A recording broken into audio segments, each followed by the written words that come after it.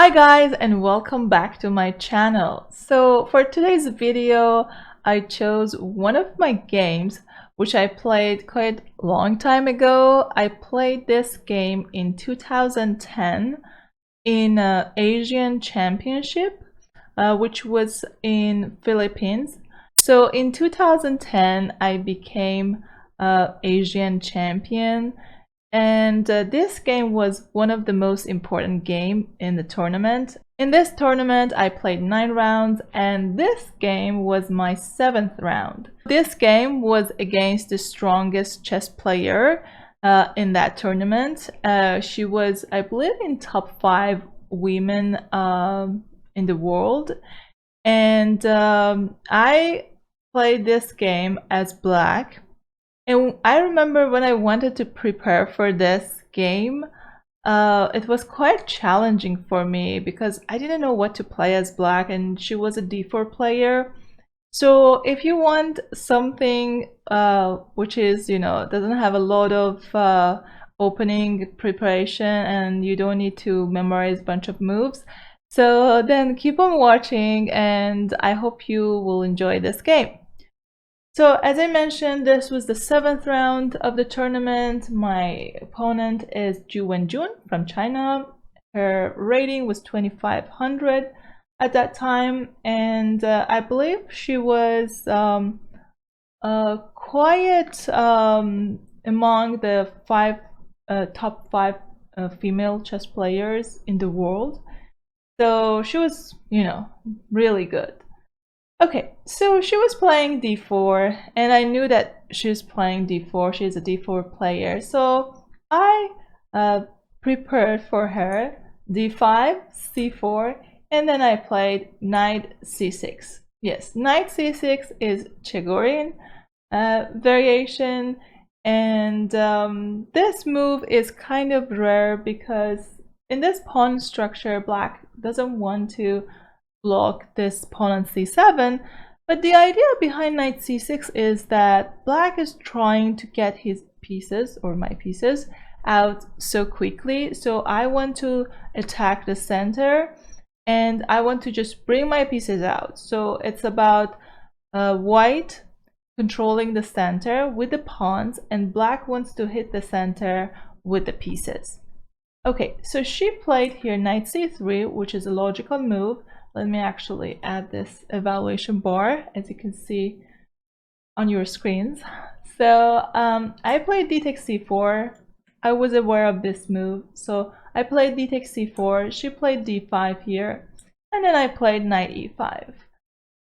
Okay, nowadays computers suggest this move f4, which is kind of difficult for a human because you are literally opening up a diagonal against your king, and it can be scary. But with I checked this game actually with Engine today, and this move f4 was the best option for white. And let's say if black goes knight e7, white wants to play e4, and after c6, white takes, pawn takes, bishop takes c4, and black needs to play e6. Very important move, because whenever this bishop is on c4, it's better to block the bishop so white doesn't have those sacrifices on f7. So let's say after knight f3, black can play bishop e7, castle, knight gf6, and here white is slightly better. But my opponent in the game decided to go bishop f4, which looks really logical, right? The bishop is attacking the knight. White is trying to get her pieces out, and the knight has to move because f6 doesn't make sense here. White can simply take, and white can, mess up my pawn structure, doubled pawns, a diagonal, open diagonal against the king. So that's not a great idea. And if black wants to play queen d6, this is another mistake, because let's say white goes e3, and this pin can be really annoying for black. So the best move here is to play knight g6 to attack the bishop, and she moved the bishop to g3. I played e6. I'm trying to exchange the pawns. So for example, let's say if she takes the pawn, I can take with the bishop. And notice that I took a pawn earlier in the game, so I'm up a pawn. And if she takes my queen, I will capture with my rook, and my pieces are on the right squares. So instead, she played e4 to support her center, which is actually very important because center is one of the key elements in chess. So here I played knight f6. I'm putting pressure on e4 and d5. She took the pawn on e6, which was a mistake. Okay, what was a better move here?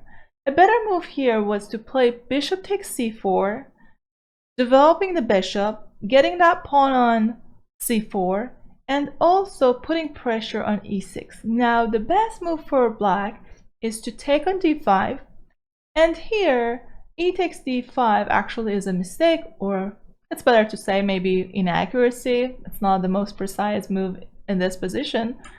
So a better move here is bishop takes d5, which is very important and kind of unusual. And I think the reason my opponent didn't play bishop c4, because probably she missed this move, bishop takes d5, because as a general rule, we don't want to exchange our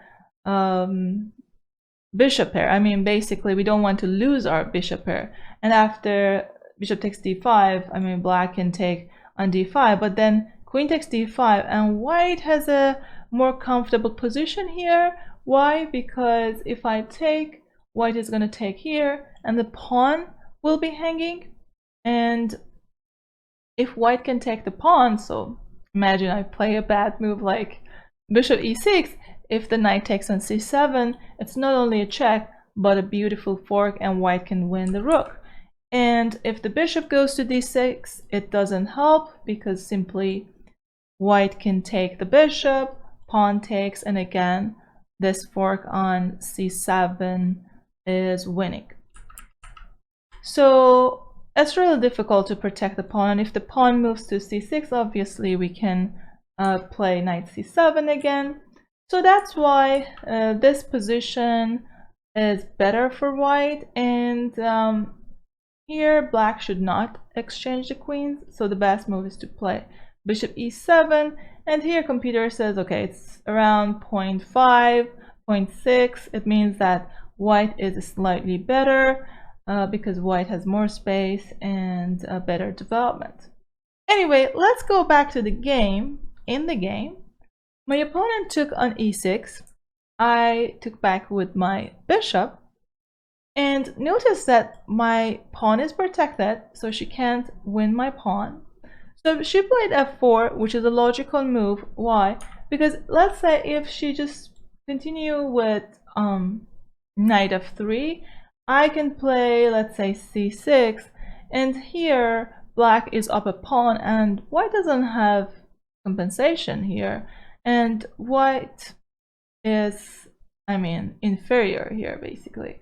So she wanted to gain more space with the pawns and try to, you know, get a fork with f5, or you know, get some space with e5 to attack my knight. After f4, I took the queen on d1, rook takes d1, and then I played bishop g4. The reason I played bishop g4 because I wanted to attack the rook, and also I wanted to prevent f5. I mean, okay, I'm not preventing f5. I mean, she can still play it, but there is no fork here, right? So for example, let's say if she plays f5 here, I can take the rook. And if white takes the knight, I can simply move my bishop to h5, and here black is winning. So that's why white needs to do something about this rook. The rook is under attack. So she moved the rook to c1. So she saved the rook, and also she wanted to, you know, put pressure on my pawn on c4. So I played bishop b4. Okay, let me go back and explain this position a little bit, because this is very important. And whenever, you know, I analyze my students' games, I noticed that, you know, most of them, I should not say all of them, but most of them miss concrete lines or forced lines. So if you look at this position, we have an open center. It means that we have just one pawn in the center. So we consider it as an open center. So in open center, development is very important. It's really crucial you get your pieces as soon as possible. So you want to move your pieces with tempo, with time. It means you don't want to allow your opponent, move, for example, her pieces out where she wants. You want to force her to play whatever you want, right? So here, after rook c1, I played bishop b4. What's the idea? The idea is that I'm pinning this knight, and my idea is to take this pawn on e4. So it means if white wants to take the pawn on c4, which was, her idea, but after bishop takes c4, black can take on c4.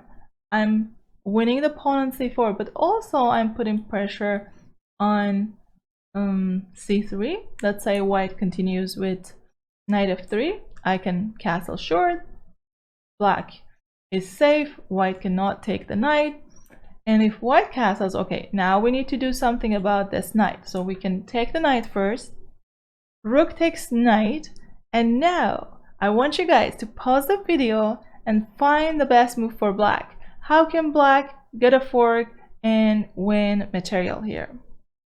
Yes, the best move here for black is to play knight d2. Beautiful fork. Notice that the rook and the bishop are under attack. So after knight d2, black is totally winning. So let's go back, and I want to show you another beautiful line here actually.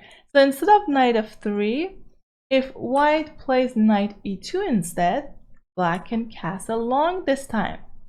And we can, sacrifice this pawn on f7. That's totally fine. Let's say white takes the pawn on f7. Then black can play rook h f8. Again, the position is open, so we need to get our pieces out as soon as possible. So the rook moves to f8. We develop the rook. And also white cannot castle because the bishop is under attack. So white needs to move the bishop. White needs to respond to our attack. So in this position, if white takes on g6, black can take with the pawn. And here we have a nice checkmate ideas. If white castles here, black can play bishop c5. And the king moves to h1, and then black can take the knight in e2, and if white takes the knight, we can play rook d2, the knight is under attack, and if the knight moves to c3, here black can checkmate the king in just 2 moves. I want you guys to pause this video and find the best move for black. How can black checkmate the white king in just 2 moves? Yes, the best move for black is to take the bishop with check, and notice that the bishop is covering that diagonal, so white has to take back with the pawn, and then black can checkmate the king in just 1 move. Beautiful checkmate, right? Okay, let's go back to the game, because in the game my opponent played e5 and she attacked my knight. I moved my knight to d5. I'm putting pressure on c3, and notice that the knight cannot take the knight because the knight is pinned on c3. So she played h3, my bishop is in danger. I moved my bishop back and she played knight e2. Notice that if she wants to take the pawn on c4, then I can take on c3, and after b takes c3, I can take on f4, and here black is up a pawn. Black's pieces are on better squares technically because the knight is attacking this pawn, and also black has this idea to play knight d3 check and fork the king and the rook. So if the bishop takes on f4, black can take with the knight, and let's say if white wants to protect the pawn, black can castle here, and this position is much better for black. As you can see, the computer the computer shows that black has 1.7 basically advantage here. Okay, let's go back to the game. In the game, after knight e2, I castled long, and white played a3. I moved my bishop to a5 because, as you may know, guys, whenever you create a pin, you have a pin, you do not want to get rid of the pin. Your opponent wants to get rid of the pin. So that's why if you can keep the pin, it's usually better for you. So that's why I want to play bishop a5, and I don't want to exchange my bishop for that knight on c3.